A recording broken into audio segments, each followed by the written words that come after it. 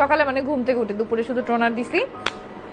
তারপরে আর এই মাত্র হচ্ছে আমি আয়াতের বাবার সাথে কথা বলছি, কারণ হচ্ছে দেখলাম আয়াতের স্টেপ মম একটা লাইভ করছে যে মামলা দিতে হবে না, আয়াতের পরীক্ষা শেষ হবে, 4 তারিখ শুরু হবে, পরীক্ষা শেষ হলে আমার কাছে এমনি আসতে দিবে। তো ওর বাবার কাছে ফোন দিয়ে আমি এটা কনফার্মেশন নিলাম।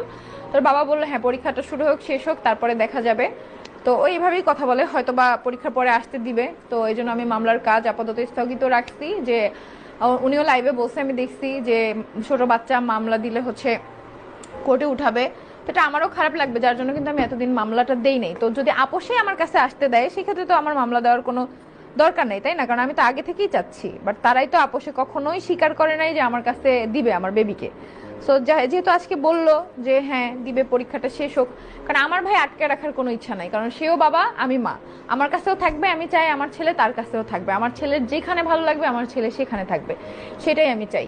তো অবশ্যই আমি এটা শুনে খুশি হয়েছি যে বাবুকে আমার কাছে আসতে দিবে। আর একটা বিষয় যে কথা বলছে উনি, যে উনি যে কথাটা বলছে কি যে আমার ছেলে আমার কাছে থাকলে মানুষ হবে না। আচ্ছা, আমার ছেলে নাকি মায়ের কাছে থাকলে নাকি ছেলে মানুষ হবে না, সৎ মায়ের কাছে থাকলে মানুষ হবে। যাই হোক, সেটা দেখা যাবে ইন ফিউচারে কেমন মানুষ হয়।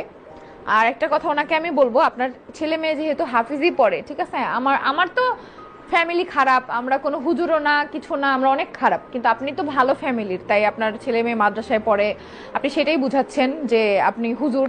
তো হুজুর হয়ে অন্যের সমালোচনা করা বাদ দেন, ঠিক আছে? আমাকে নিয়ে লাইভে এসে তিশা তিশা তিশা আবার তুই তুই করে, ঠিক আছে? আপনি আমাকে চিনেনও না, আপনি আমার খালাও হন না, আপাও হন না, কিছুই হন না সম্পর্কে, আপনার সাথে আমার কোনো সম্পর্কই নেই।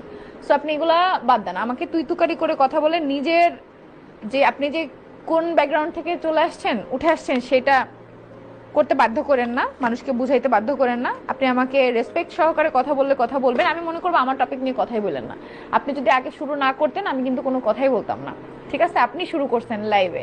হ্যাঁ, আমার ছেলেকে আমার দেয়া জামা কাপড় পরানো অবস্থায় ছবি তুলে সেই ছবি পোস্ট দিয়ে লিখছেন যে তার মা তার খোঁজ নেয় না। তাহলে এই ড্রেস আপগুলো কে দিছে?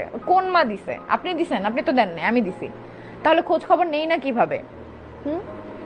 আর আপনি লাইভ করার আগে আপনার হাজবেন্ডের সাথে একটু আলাপ করে নিবেন। আপনার হাজবেন্ড কিছুই জানেন। আমি যখন বলছি 4 তারিখের পর নাকি আমার কাছে দিবা, এমন কিছু কি বলছো যে ওর পরীক্ষার পরে? বলতেছে মানে এমন কিছু কি বলছেন? বলতেছে আমি এমন কিছু জানি না, পরীক্ষা শেষ হোক, তারপরটা পরে দেখা যাবে। সো আমি তো কনফিউজ হয়ে যাবো এইভাবে। লাইভে যদি এক কথা বলেন, অনলাইনে এসে যদি এক কথা বলেন যে হ্যাঁ আমরা বাবুকে দিতে চাই, তিশা নিতে চায় না, আর ফোনে যদি আমার সাথে বলেন যে না আমরা দিতে চাই না, তাহলে তো হবে না। সো যেটা বাস্তব সেটাই লাইভে তুলে ধরেন, যদি না দিতে চান সেটাই লাইভে বলেন। আমি তো বলছি আমি মামলা দিয়ে ফাইট করে আনার চেষ্টা করব। আপনার লাইভ দেখে আমি আপনার হাজবেন্ডের সাথেও কথা বলে আমি এতটুকু স্থগিত রাখছি মামলাটা, যে এখনই কিছু করেন না, আগে দেখি ওর পরীক্ষাটা শেষ হোক, তারপর আমার কাছে দেয় কিনা, বাকিটা পরেরটা পরে দেখা যাবে।